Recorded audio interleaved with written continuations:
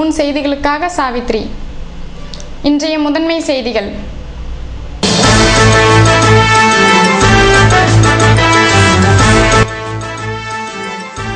பள்ளிக்கு சென்ற 10ஆம் வகுப்பு மாணவனை கடத்தி சென்ற வழக்கில் 6 பேர் கும்பல் கைது. சிறப்பு அதிரடிப்படைக்கு டிஜிபி காமராஜ் பாராட்டு.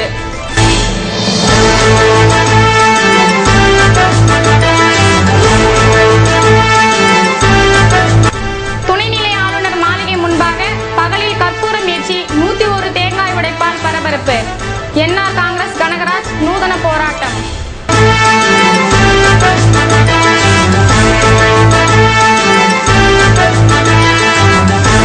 புதுவையில் இருந்து சென்னை, திருப்பதி, திருச்சிக்கு ஹெலிகாப்டர் போக்குவரத்து. அதிகாரிகளுடன் அமைச்சர் ராஜவேலு ஆலோசனை.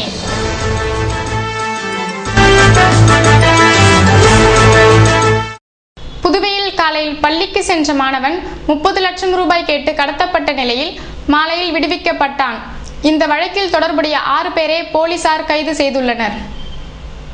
புதுவை லாஸ்பேட்டை கிருஷ்ணா நகர் 12வது பி குறுக்கு தெருவில் வசிக்கும் மோகனகிருஷ்ணன் என்பவர் மரக்காணம் அரசு பள்ளியில் ஆசிரியராக பணியாற்றி வருகிறார். இவரது மனைவி கல்பனா ஜிப்மரில் செவிலியராக பணிபுரிந்து வருகிறார். இவர்களின் மகன் ஹரிஷ் சந்தர் காந்தி வீதியில் உள்ள தனியார் பள்ளியில் 10ஆம் வகுப்பு படித்து வருகிறார். இவர் திங்கட்கிழமை காலை சைக்கிளில் பள்ளிக்கு சென்றபோது ரெயின்போ நகர் 5வது குறுக்கு தெருவில் காரில் வந்த கும்பல் வழிமறித்து கடத்தி சென்றது. இதன் பின்னர் ஹரிஷின் தாய் கல்பனாவின் செல்போனில் தொடர்பு கொண்ட கடத்தல் கும்பல் 30 லட்சம் ரூபாய் கொடுக்காவிட்டால் மகனை கொலை செய்து விடுவதாக கூறி இணைப்பை துண்டித்து விட்டது. இதனை கேட்டு அதிர்ச்சியடைந்த கல்பனா லாஸ்பேட்டை காவல் நிலையத்தில் புகார் தெரிவித்தார். இதுபோன்ற சூழ்நிலையில் பிற்பகல் 1 மணிக்கு தொடர்பு கொண்ட கடத்தல் கும்பல் பணத்தை கேட்டு மிரட்டியுள்ளனர். இதனிடையே தனிப்படை போலீசார் புதுவை முழுவதும் தீவிர வாகன சோதனை நடத்தி கடத்தல் கும்பலை தேடி வந்தனர். இந்நிலையில் கடத்தப்பட்ட மாணவன் ஹரிஷ் முருகா தியேட்டர் அருகில் நிற்பதாக தகவல் கிடைத்ததும் அவரது உறவினர்கள் சென்று மாணவனை அழைத்து வந்தனர். அதன் பின்னர் மாணவனை போலீசார் காவல் நிலையம் அழைத்து சென்று கடத்தப்பட்ட விவரங்களை கேட்டறிந்ததுடன் கடத்தல்காரர்கள் வாகனம் சென்ற வழியாக மாணவனை அழைத்து சென்றனர். சுமார் 10 மணி நேர சஸ்பென்ஸுக்கு பின்னர் மாணவனை போலீசார் வீட்டிற்கு அனுப்பி வைத்தனர். இதனிடையே மாணவர் கொடுத்த தகவல்கள் மற்றும் சில முக்கிய தகவல்களின் அடிப்படையில் 6 பேர் கொண்ட கடத்தல் கும்பலை சிறப்பு அதிரடிப்படை போலீசார் கைது செய்துள்ளனர். இவர்கள் கடத்தலுக்கு பயன்படுத்தப்பட்ட வாகனம் மற்றும் சில பொருட்களை போலீசார் பறிமுதல் செய்தனர். கைது செய்யப்பட்ட கடத்தல் கும்பலை நீதிமன்றத்தில் போலீசார் ஆஜர்படுத்தி மத்திய சிறைக்கு கொண்டு சென்றனர். இது குறித்து டிஜிபி காமராஜர் கூறுகையில், மாணவன் கடத்தப்பட்ட சில மணி நேரங்களில் சில தடயங்களை கொண்டு தனிப்படையினர் தீவிர வேட்டையில் ஈடுபட்டு குற்றவாளிகளை கைது செய்துள்ளதாகவும் இந்த வழக்கில் சிறப்பாக செயல்பட்ட சிறப்பு அதிரடிப்படையை பாராட்டுவதாக தெரிவித்தார். வெங்கடேசன் 32 வயசு, சோனியா நகர், சண்முகபுரம், மேட்டுப்பாளையம். அவர் தான் இதில் மெயின். 2வது கண்ணன், நான் சொல்லிடுறேன் உங்களுக்கு அவரை பற்றி. 3வது சர்வேஸ்வர் என்கிற சாரு, 34 வயசு அவருக்கு. அவர் வெல்டர் வேலை செய்கிறார்.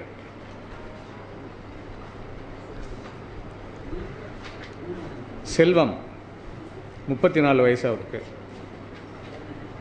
அவரும் செல்வம் கோசப்பாளையம் சாரம், புதுச்சேரி. அவர் கோல்ட் ஸ்மித் வேலை செய்கிறார். அப்புறம் திருப்பதி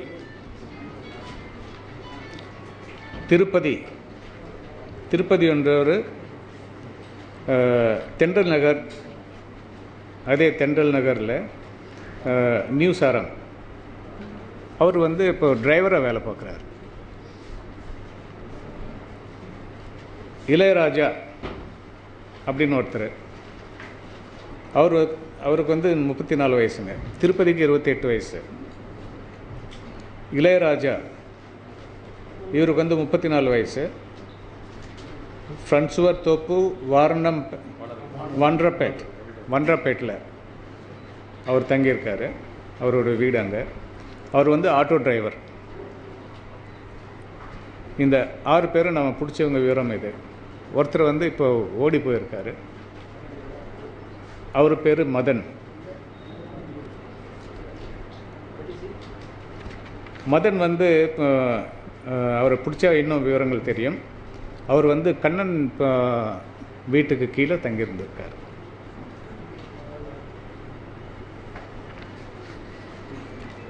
மொத்தம் 7 பேர். 7 பேரில் 6 பேரை பிடிச்சாச்சு. மதன் சென்னையில் இருக்கார். அவரை பிடிக்கிறதுக்கு நம்ம ஆளுங்க போயிருக்காங்க. இப்போ நான் சொல்ல வரேன். இந்த இப்போ 6 பேரில் 2 பேர் மேலே கேஸ் இருக்குங்க.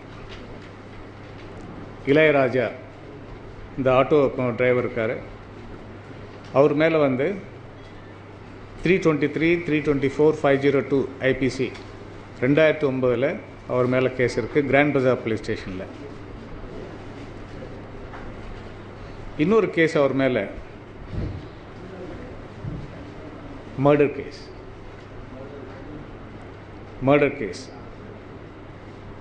2001 147, 148, 364, 302 மர்டர் கேஸ். இதுதான் முக்கியமானது. மர்டர் கேஸில் அவர் இன்வால்வ் ஆகிருக்கார்.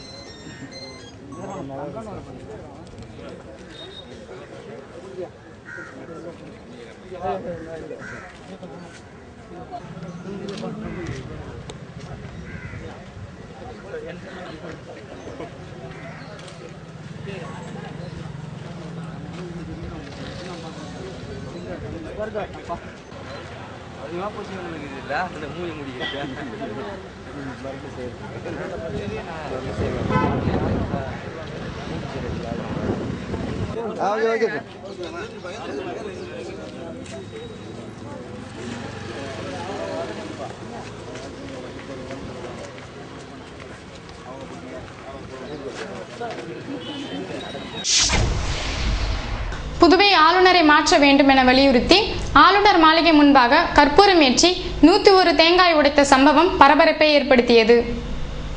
புதுவையில் ஆளுநர் வீரேந்திரா கட்டாரியாவிற்கும் முதல்வர் ரங்கசாமிக்கும் இடையே ஏற்பட்ட மோதல் காரணமாக அரசு பணிகள் பாதிக்கப்படுவதாக எதிர்க்கட்சிகள் குற்றம் சாட்டின. முதல்வர் ரங்கசாமி மக்கள் பணிகளில் அக்கறை காட்டுவதில்லை என ஆளுநர் பகிரங்கமாகவே குற்றம் சாட்டினார். இது போன்ற சூழ்நிலையில் காங்கிரஸ் ஆட்சி காலத்தில் நியமிக்கப்பட்ட ஆளுநர்களை ஓரம் கட்ட நடவடிக்கை எடுத்து பாரதிய ஜனதா அரசு புதிய ஆளுநர்கள் பட்டியலை தயாரித்து வருகிறது. இதனால் புதுவை ஆளுநரான வீரேந்திர கட்டாரியா தனது பதவியை தக்க வைத்துக் கொள்ள டில்லி சென்று பிரதமர் நரேந்திர மோடியை சந்தித்து பேசினார். அப்போது அவர் புதுவை அரசு மருத்துவக் கல்லூரி மாணவர் சேர்க்கைக்கு மருத்துவ கவுன்சில் அனுமதி வழங்க நடவடிக்கை எடுக்க வேண்டுமென வலியுறுத்தியதாக ஆளுநர் மாளிகை தரப்பில் செய்திக்குறிப்பு வெளியிடப்பட்டது. இதுபோன்ற சூழ்நிலையில் செவ்வாய்க்கிழமை காலை அரியாங்குப்பம் என்ஆர் காங்கிரஸ் பிரமுகரும் முதல்வர் ரங்கசாமியின் தீவிர விசுவாசியுமான கனகராஜ் மற்றும் சிலர் ஆளுநர் மாளிகை முன்பாக கற்பூரம் ஏற்றியதுடன் 101 தேங்காய்களை உடைத்தனர். இதனை கண்ட ஆளுநர் மாளிகை பாதுகாப்பு காவலர் என்ன நடக்கிறது என தெரியாமல் தடுமாறினார். மாணவன் கடத்தல் குற்றவாளிகள் கைது தொடர்பாக காவல்துறை உயரதிகாரிகள் பிஸியாக இருந்த சமயத்தில் ஆளுநர் மாளிகை முன்பாக 101 தேங்காய் உடைத்து கற்பூரம் ஏற்றிய சம்பவம் பொதுமக்கள் மட்டுமின்றி காவல்துறை அதிகாரிகளை அதிர்ச்சியடைய வைத்துள்ளது. இச்சம்பவத்தினால் அங்கு பரபரப்பு காணப்பட்டது. முதல்வர் ரங்கசாமிக்கு இடையூறாக இருந்து வரும் துணைநிலை ஆளுநர் வீரேந்திர கட்டாரியாவை மத்திய அரசு திரும்ப பெற வலியுறுத்தி கற்பூரம் ஏற்றி தேங்காய் உடைத்ததாக கனகராஜ் தெரிவித்துள்ளார். புதுவையில் இருந்து வெளி மாநிலங்களுக்கு ஹெலிகாப்டர் சேவை செயல்பாடுகள் குறித்து அதிகாரிகளுடன் அமைச்சர் ராஜவேலு ஆலோசனை நடத்தினார். புதுவை சுற்றுலா சார்பில் உணவு திருவிழா மற்றும் புதுவையில் இருந்து வெளி மாநிலங்களுக்கு ஹெலிகாப்டர் போக்குவரத்து செயல்படுத்துவது பற்றி செயல் விளக்க கூட்டம் புதுவை சீக்கல்ஸ் ஹோட்டலில் இன்று அமைச்சர் ராஜவேலு தலைமையில் நடந்தது. இதில் சுற்றுலாத்துறை இயக்குனர் கே சிங், செயலாளர் மூர்த்தி மற்றும் அதிகாரிகள் கலந்து கொண்டனர். புதுவை எக்கோல் ஆங்கிலேஸ் பள்ளிக்கு லேடி சர்க்கிள் குழுமம் சார்பில் ஒலிபெருக்கி உபகரணங்கள் வழங்கப்பட்டன. அரசு தொடக்கப்பள்ளி எக்கோல் ஆங்கிலேஸ் பள்ளிக்கு லேடி சர்க்கிள் 40 என்கிற குழுமம் சார்பாக ஆடியோ சிஸ்டம் மற்றும் மைக் அன்பளிப்பு வழங்கும் விழா நடைபெற்றது. ஆசிரியர் சிவபிரகாசன் வரவேற்புரை வழங்கினார். பள்ளியின் தலைமை ஆசிரியர் குப்புசாமி வாழ்த்துரை வழங்கினார். இவ்விழாவில் லேடி சர்க்கிள் 40 என்கிற குழுமத்தைச் சேர்ந்தவர்களும் அதன் சேர்பெர்சன் ஸ்ரீதேவியும் கலந்து கொண்டு ஆடியோ சிஸ்டம் மற்றும் மைக் ஆகியவற்றை பள்ளிக்கு அன்பளிப்பாக வழங்கி சிறப்பித்தனர். விழாவில் ஆசிரியர்கள், மாணவர்கள் மற்றும் ஊழியர்கள் பங்கேற்றனர். அரியூரில் நடைபெற்ற மாநில அளவிலான கபடி போட்டியில் சாம்பியன் பட்டம் வென்ற போலீஸ் அணியை டிஜிபி காமராஜ் பாராட்டினார். புதுச்சேரியில் தனசேகரன் விளையாட்டுக் கழகம் சார்பில் 8ஆம் ஆண்டு மாநில அளவிலான கபடி போட்டி வில்லியனூர் கொம்யூன் அரியூரில் நடத்தப்பட்டது. இந்த போட்டியில் புதுச்சேரி பகுதியை சேர்ந்த 44 கபடி குழுவினர் பங்கேற்றனர். மேலும் இப்போட்டி புதுவை மாநில கபடி சங்கம் அனுமதியோடு நடைபெற்றது. இப்போட்டியில் புதுவை காவல்துறையில் உள்ள கபடி அணி பங்கேற்றது. இந்த போட்டி நாக் அவுட் முறையில் நடத்தப்பட்டது. இதில் புதுவை காவல்துறையினர் அணி வெற்றி பெற்று சாம்பியன் பட்டத்தை வென்றது. மேலும் சிறந்த ஆட்டக்காரருக்கான விருதை காவலர் ரஞ்சித்குமார் பெற்றார். இப்போட்டியில் காவல்துறை அணி கலந்து கொள்வதற்காக காவல் கண்காணிப்பாளர் குணசேகரன் தலைமையிலும் காவல் ஆய்வாளர் பாஸ்கரதாஸ் மேற்பார்வையில் காவல்துறையில் பணிபுரியும் குப்புசாமி, ராம்குமார், செந்தமிழ் செல்வன், பிரபாகரன், முத்துக்குமார், இலக்கியவேந்தன், ரஞ்சித்குமார், கலைநிதி, பிரகாஷ், பிரபு ஆகியோர் கலந்து கொண்டனர். தனசேகரன் விளையாட்டுக் கழகம் நடத்திய கபடி போட்டியில் புதுவை காவல்துறை அணியினர் சாம்பியன் பட்டத்தை வென்று கோப்பையை கைப்பற்றியதற்காகவும் தனிநபருக்கான பரிசை காவல்துறை அணியை வென்றதற்காகவும் காவல்துறை இயக்குனர் காமராஜ் வெகுவாக பாராட்டினார்.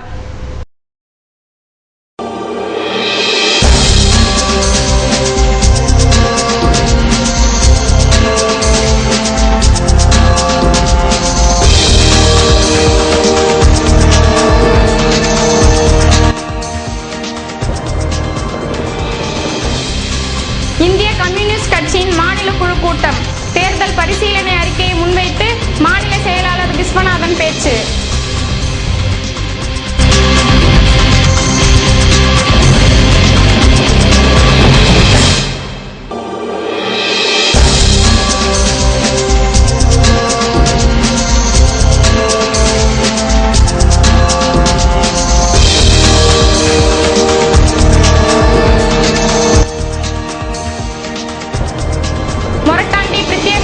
கோவிலில் 108 துறவிகளுக்கு மகேஸ்வர பூஜை. புதுவை மற்றும் விழுப்புரம் மாவட்ட பக்தர்கள் பங்கேற்பு. விபரம் விளம்பர இடைவேளைக்கு பிறகு.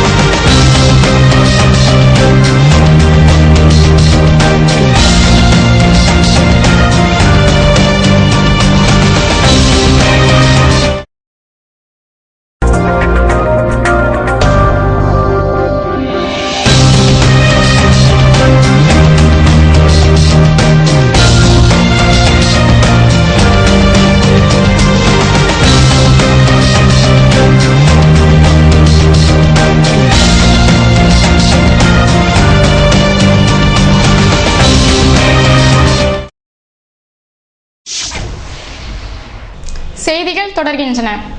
புதுவை தவளக்குப்பத்தில் நடைபெற்ற மனித உரிமை கவுன்சில் கூட்டத்தில் உறுப்பினர்களுக்கு சான்றிதழ் வழங்கப்பட்டன.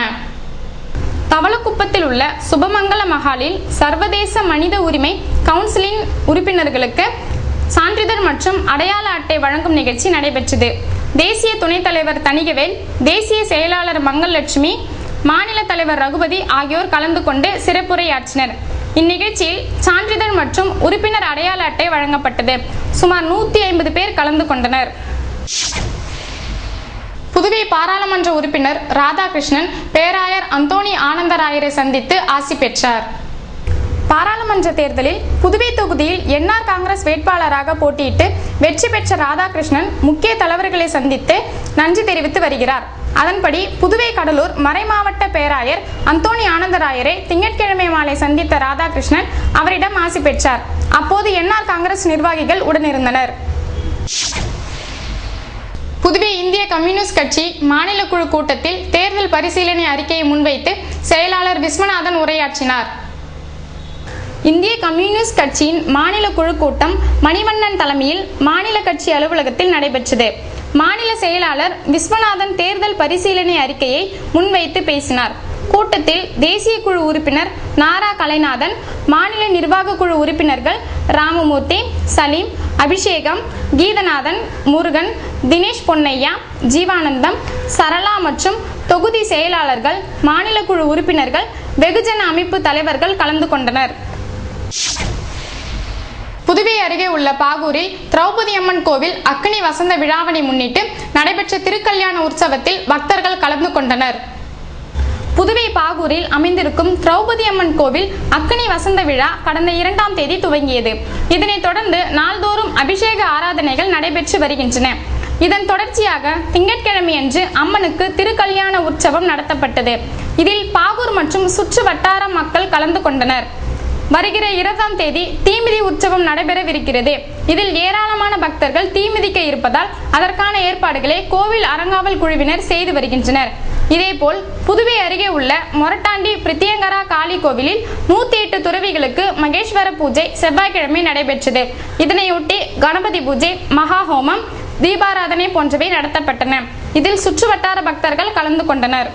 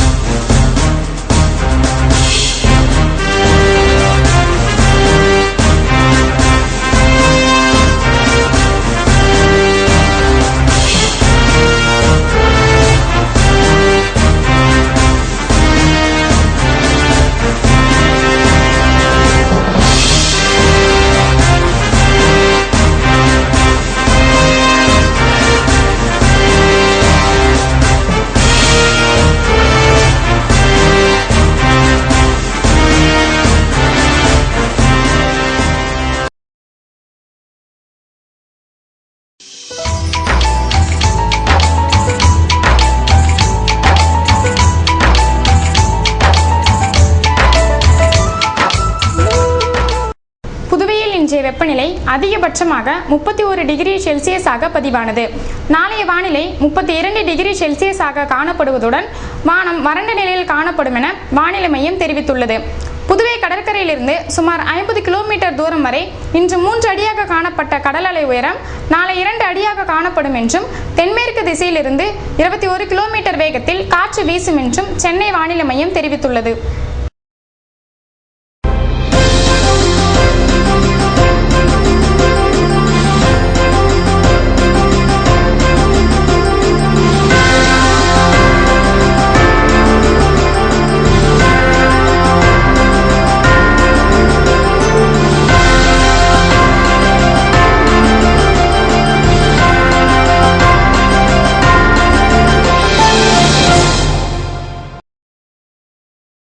மீண்டும் இன்றைய முதன்மை செய்திகள்.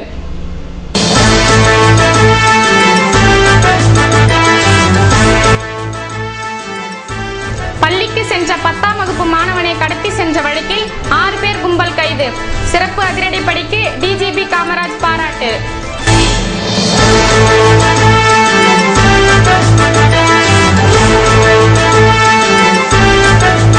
துணைநிலை ஆளுநர் மாளிகை முன்பாக பகலில் கற்பூரம் ஏற்றி 101 தேங்காய் உடைப்பால் பரபரப்பு. என்ஆர் காங்கிரஸ் கனகராஜ் நூதன போராட்டம்.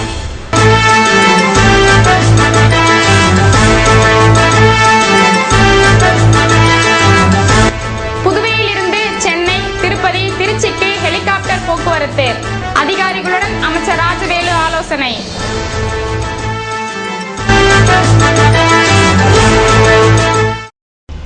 இத்துடன் செய்திகள் நிறைவடைந்தன. வணக்கம்.